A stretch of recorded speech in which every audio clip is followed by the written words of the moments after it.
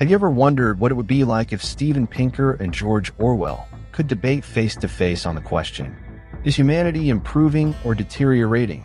Well, that's exactly what I decided to find out. But it wasn't easy. First, I had to track down Steven Pinker, who was busy analyzing charts on global poverty reduction while giving lectures across 3 continents simultaneously.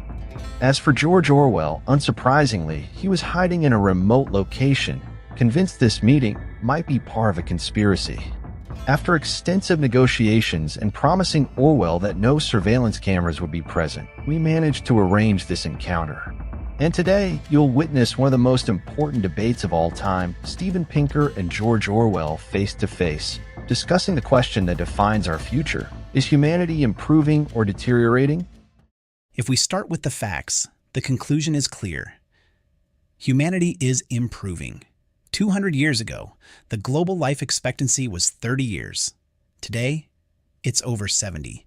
In 1820, 90% of the world's population lived in extreme poverty. Now that figure is below 10%. Infant mortality has plummeted, as have illiteracy rates. These aren't just numbers, they're lives transformed. The reason? Science, human rights, globalization.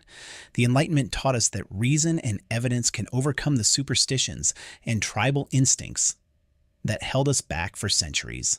And look at the results. Healthier, more educated, safer societies. Humanity, as a whole, has never been better off. Those numbers may look impressive, but they conceal more than they reveal. Yes, people live longer, but under what conditions? The very forces you celebrate as agents of progress, science, technology, the global economy, are often wielded to exploit, divide, and oppress. The central question isn't how long we live or what we consume, but how we live. The technology that connects us also surveils us. The economy that generates wealth also concentrates power in the hands of a few. And the democracies you praise are being eroded by misinformation and mass manipulation. You call this progress, but I see a disaster disguised as a triumph. Orwell, you're exaggerating. Problems undeniably exist, but history shows us they can be overcome. Poverty, for instance, still exists, but it's declining at an unprecedented rate. Even the inequalities you mention are being addressed through public policies, social advancements, and technology. The real question isn't whether humanity has problems, but whether we're solving more problems than we're creating. And the data clearly shows we are. Over the long term, the trend is undeniable. Less hunger, less violence, more education, more freedom. Macro trends are easy to cite, but what about the micro scale? What happens to the people left behind? You know that, even in times of prosperity, the margins suffer. You speak of global data, but how does it reflect the reality of a community that's lost its traditions, its jobs, or its voice in an increasingly homogenized world?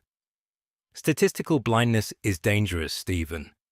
When we focus solely on the numbers, we forget that each data point represents human lives, and human lives cannot be reduced to trend graphs. I agree that every life matters, and that's precisely why we need to look at the data. It shows us how we can improve on a large scale. You talk about marginalization, and yes, there are people who suffer, but those same people benefit from the trends you dismiss. For example, an increase in life expectancy isn't just a statistic, it's the difference between losing a child at the age of 2 or watching them grow up. Access to education isn't just a number. It's the difference between a life of ignorance and a life of opportunity. These numbers represent hope. Hope for some, perhaps, but not for all. Look at how power is being concentrated in the hands of global corporations and authoritarian governments. They use the same tools you celebrate, technology, data, connectivity, to tighten their grip. What happens when truth becomes a manipulable tool? when the information we receive is filtered through corporate or governmental interest. Material progress is meaningless without freedom of thought, expression, and action. I don't deny the existence of ethical and political challenges, but those challenges don't invalidate the progress we've made. In fact, they underscore the need to keep moving forward. The freedom of thought and expression that you hold dear is itself a product of Enlightenment values. We're addressing problems that we couldn't even recognize in the past because now we have the tools to solve them. Progress isn't perfect, but it's undeniable. But what if the very idea of progress is being used as a distraction? You say we're solving problems, but who decides which problems take priority? Who determines what counts as progress? History is filled with examples of elites shaping narratives to serve their own interests. Without constant scrutiny, what you call progress can become a mechanism to justify inequality and oppression. And that's exactly why we need a vision grounded in reason and data. Progress is a tool to correct mistakes, not ignore them. It's an ongoing journey, not a final destination. But if we start rejecting progress, we risk sliding back into times of ignorance and even greater suffering. It's not about rejecting progress, Stephen. It's about questioning it relentlessly. Without that, the progress you defend becomes an invisible prison. Humanity needs more than science and reason. We need ethics, compassion, and the courage to resist the conformity that so often accompanies modernity. I agree that ethics and compassion are essential, but they must be applied in the light of reason, not under the shadow of pessimistic narratives. History shows that when we unite around evidence and shared goals, we can achieve extraordinary things. That is the true power of progress. Speaking of progress, perhaps the greatest example of how ethics and reason can transform humanity is the way we've dealt with violence and security. If we look at historical records, it's clear that we're living in the safest era in human history. Global homicide rates have declined significantly over the centuries. The great wars that devastated entire populations have largely been replaced by diplomatic negotiations. Practices like torture, public executions, and slavery, once common, are now widely condemned and actively combated. This isn't a coincidence. It's the result of a long civilizational process driven by reason and institutions that promote peace and cooperation. Hobbes's Leviathan, embodied in strong states and impartial justice, has reduced cycles of vengeance. The Universal Declaration of Human Rights has helped cement universal values of dignity and respect. We're safer because we've learned to value life. Interesting, Stephen. You say violence is decreasing, but I would argue it has simply changed form. Explicit violence, homicides and wars might be less frequent, but structural and psychological violence is on the rise. Take mass surveillance. Never before in history have states had such powerful tools to control their populations. Cameras on every corner, algorithms monitoring our behavior, governments that know more about us than we know about ourselves. This oppression leaves no visible scars, but it is profoundly dehumanizing. And as for diplomatic negotiations replacing wars, consider the economic sanctions you praise. These often lead to hunger, unemployment, and despair for millions of people. It's not direct violence, but it's a form of violence that destroys lives slowly. Orwell, your points are valid, but you're conflating concepts. Surveillance and economic sanctions are not comparable to the atrocities of past wars and genocides. World War II, for instance, claimed tens of millions of lives in a single conflict. Today, large-scale armed conflicts are rare, and their death tolls are significantly lower. As for surveillance, yes, it's an ethical and political challenge, but it's also a tool that, when used properly, can save lives. Think about monitoring technologies used to prevent crimes, respond to disasters, and track terrorist threats. The benefits are undeniable. But Stephen, who decides what constitutes proper use? You place too much faith in human institutions, yet those same institutions often abuse their power. What begins as a tool for preventing crime can easily become a mechanism for totalitarian control. Look at historical examples. Nazi Germany and the Soviet Union used technological and organizational advances to implement unprecedented systems of oppression. Modern regimes do the same, employing digital tools to suppress dissent and manipulate public opinion. You may argue these tools save lives, but at what cost? When freedom is sacrificed, we can't call it true peace. I agree we must remain vigilant against abuses of power, but we can't overlook the progress we've already made. Democracies around the world are more stable, and the rule of law is more firmly established. Countries that once endured brutal dictatorships now enjoy freedoms that were unimaginable just a few decades ago. You referenced the totalitarian regimes of the 20th century, but they represent a chapter we are leaving behind. Despite some setbacks, modern societies have tools to correct abuses. Social movements, a free press, and the transparency enabled by new technologies help expose and combat oppression. Even the tools you mention can be turned against us. Social media, which should be spaces of freedom, have become minefields of manipulation. Bots, disinformation campaigns, and subtle censorship create an environment where the truth is constantly undermined. Moreover, you speak of peace as the absence of war, but true peace requires more than that. It demands freedom. It's not enough to live without direct violence. We must live without fear of being watched or manipulated at every moment. Is a peace without freedom really peace? That's a fair question, Orwell, but the answer lies in the progress we've already achieved. Freedom and security are not opposites. They reinforce each other. When societies become safer, people have more room to exercise their freedoms. A clear example of this is the reduction in crime in urban areas. Cities that were once overrun by gangs and violence are now more peaceful, allowing people to lead fuller lives. This wouldn't be possible without the advances you so often criticize. I agree that security is important, but my point is that security must not become an excuse to sacrifice fundamental freedoms. You mentioned safer cities, but at what cost? If the price is living under constant surveillance, perhaps we're merely exchanging one form of violence for another. True peace only exists when human dignity is preserved, and sadly, that is far from guaranteed in a world where security is often used as a justification for oppression. Of course, dignity matters, Orwell. But what we need to recognize is that progress in both security and freedom is possible simultaneously.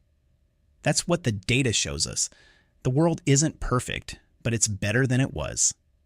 And that should be celebrated and protected, not dismissed, because of fears that, more often than not, don't materialize. And when we talk about security, we can't ignore the fundamental role of technology. You often associate technology with control, but it's also a transformative force for progress. Modern technology, like any powerful tool, is not neutral. It can illuminate, but it can also obscure. When I wrote 1984, I envisioned a world where technological advancements would be used to surveil and control the masses. Today, I see that this world is no longer fiction, it's reality. Governments and corporations possess unprecedented power to monitor and manipulate. Every click, every move, every thought can be tracked and stored. They call this progress, but I ask, progress for whom? For the average citizen, or for those who seek to centralize power? Technology, Stephen, is the new big brother. Orwell, your concern is valid, but your analysis is incomplete. Technology isn't the villain. It's a tool, and like any tool, its impact depends on who uses it and for what purpose. Yes, there are risks. Mass surveillance is an ethical issue that must be addressed, but we also need to acknowledge the positives. Never before in human history have we had such access to knowledge. The internet has democratized information, allowing someone in a remote village to access the same library of ideas as a professor in a major city. Moreover, technology saves lives. Think about advancements in medicine, agriculture, and communication. It's technology that's eradicating diseases, reducing hunger, and connecting families around the world. We can't overlook that. But Stephen, that's precisely what worries me. You speak of technology as if it's a white horse, bringing progress for all. But I see a Trojan horse. Consider social media. What should have been a space for freedom has become a weapon for manipulation.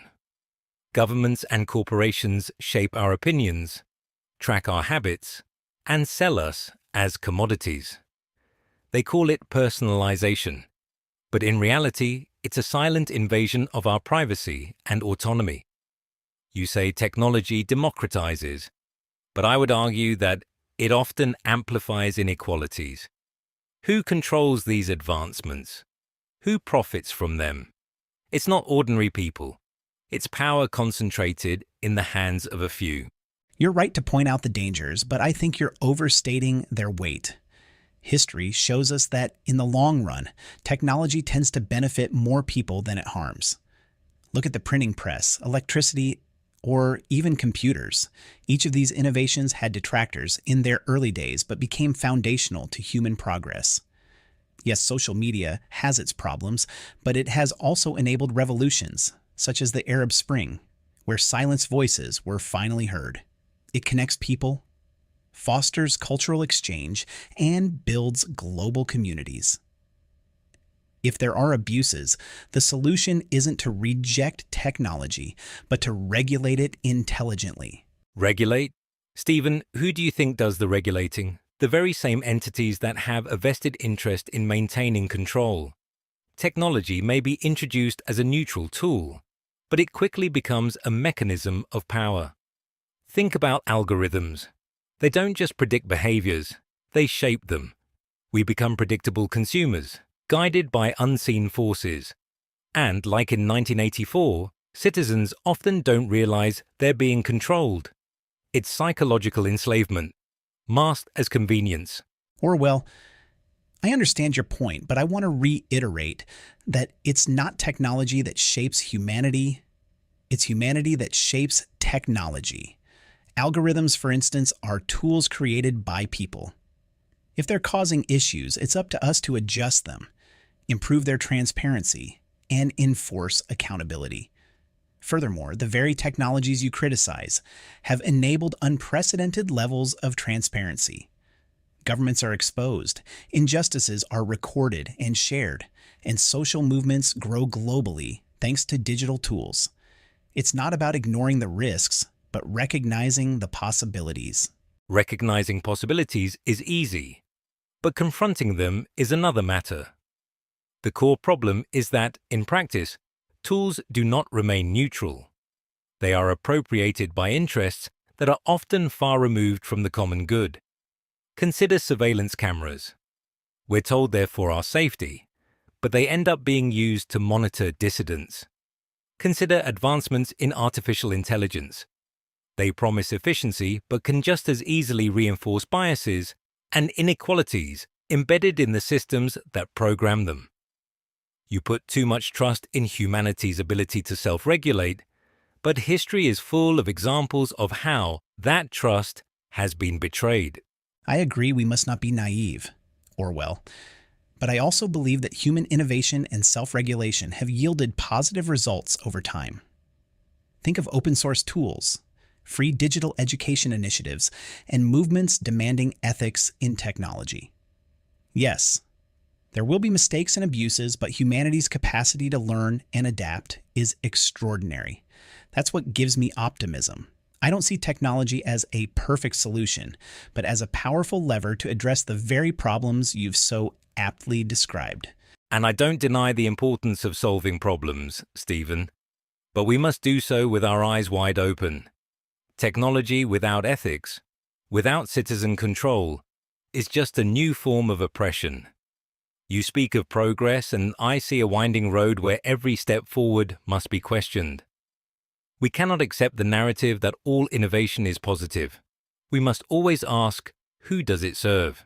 And more importantly, who does it harm? That's an essential question, Orwell. And I'm glad we can agree on at least one thing. Progress requires vigilance, but it also requires trust in our ability to shape a better future. Technology is a tool, and it's up to us to decide how to use it. I believe that together we can strike a balance between innovation and responsibility. If we achieve that balance, Stephen, it will be because we never stopped questioning. Progress without scrutiny is the perfect recipe for tyranny. And technology, as useful as it may be, must always be approached with a critical and watchful eye. And it's precisely that vigilance that has enabled extraordinary advances, not just material, but moral as well. When we speak of morality, we must consider the profound changes humanity has achieved over time. Civil rights, gender equality, the fight against poverty. These are milestones that a century ago seemed impossible. Consider the civil rights movement in the United States. In just a few decades, legalized discrimination was dismantled. Women, once confined to the domestic sphere, now hold leadership positions across all sectors. Global extreme poverty has dropped from 90% to less than 10% over the past 2 centuries. These are not just material advancements, they are moral ones. They reflect a shift in how we see one another, in how we value human dignity. Those changes are significant, Stephen, but you're conflating progress with stability. Yes, we've seen advancements, but they are fragile and constantly under threat. Take the gender equality you mentioned. In many countries, women still face violence, discrimination, and invisible barriers.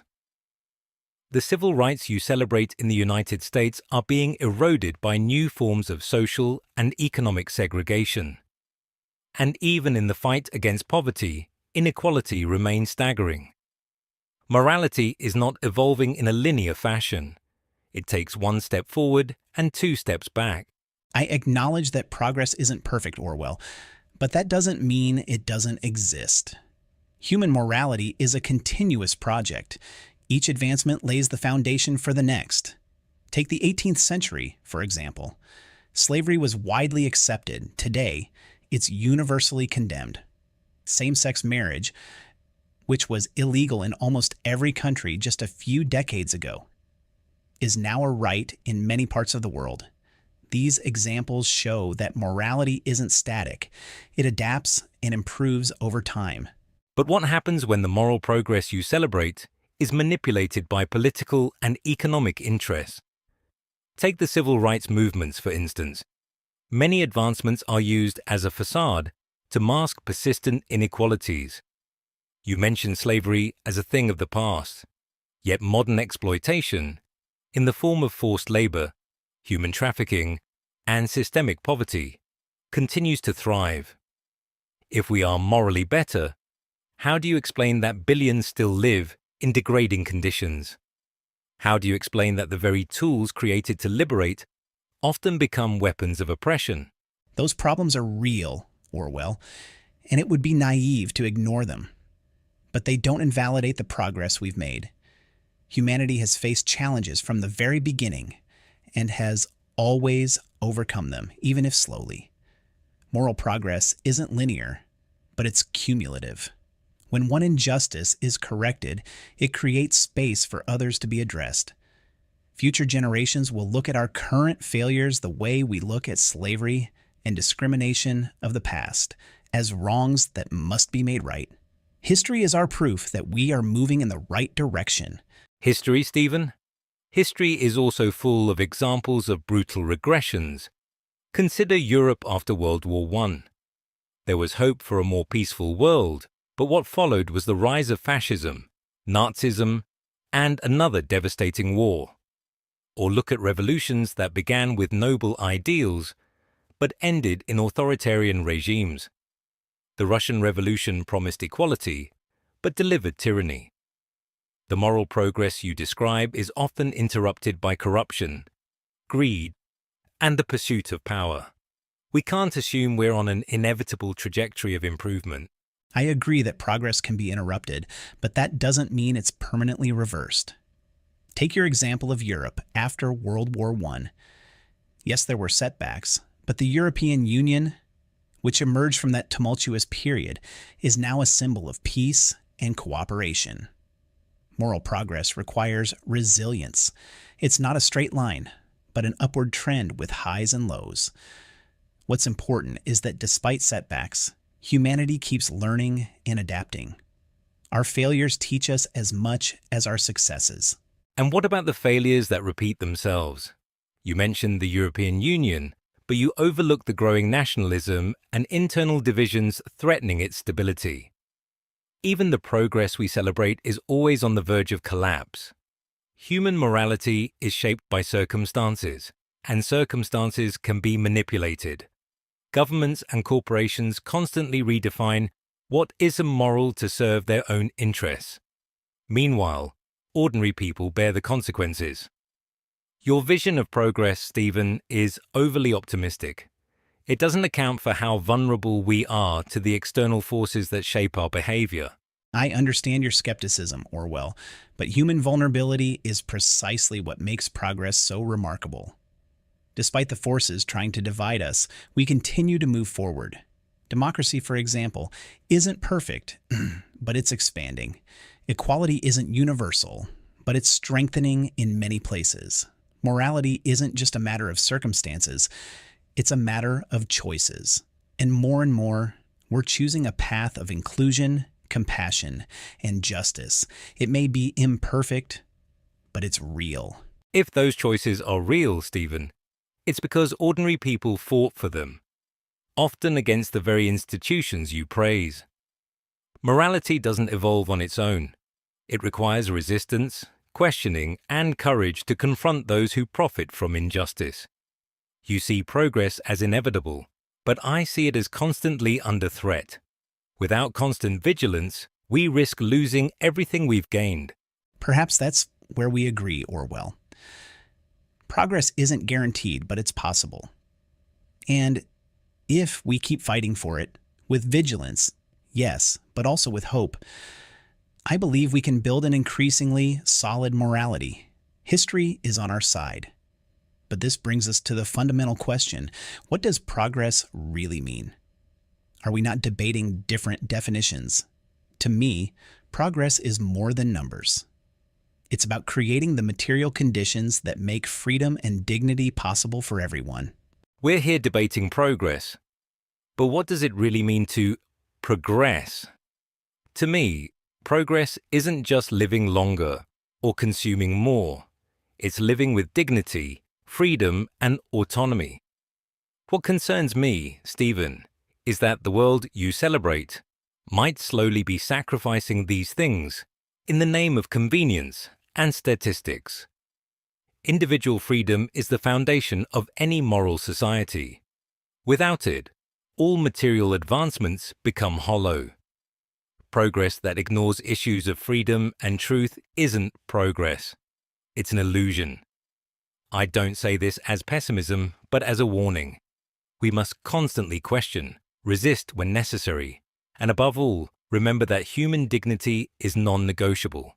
I agree that dignity and freedom are indispensable, Orwell, but they don't exist in a vacuum. They need a material foundation to flourish. Without health, without security, without knowledge, freedom becomes an unattainable ideal. My vision of progress doesn't deny the challenges you've pointed out. It's a response to them. Science, reason, and human rights aren't just abstract concepts. They are tools we use to improve the human condition. And despite all the difficulties they've been working, we are closer to a world where dignity and freedom are possible for everyone, not just a select few. But it's precisely this functioning that must be constantly scrutinized. Who decides how these tools are used? Who benefits from them? Without constant vigilance, progress can become a justification for control and reason, an excuse for oppression. You speak of health and security as prerequisites for freedom, but I would argue that freedom is the prerequisite for those advancements to have meaning. What's the point of a healthy and secure society if it's governed by lies and manipulation? What we need is a kind of progress that puts people at the center, not just numbers or abstractions. I agree that people must be at the center. And that's exactly what progress aims to achieve. Every vaccine distributed, every child educated, every law that promotes equality reflects a commitment to human dignity. You worry that reason and science can be distorted, but they are also our greatest defenses against the abuses you mention. Reason isn't perfect, but it allows us to correct our mistakes.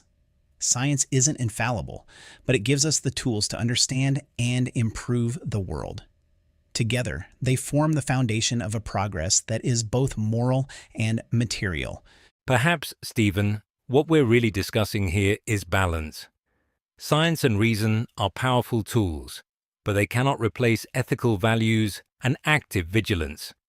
Just as freedom and dignity cannot be sustained without security and knowledge.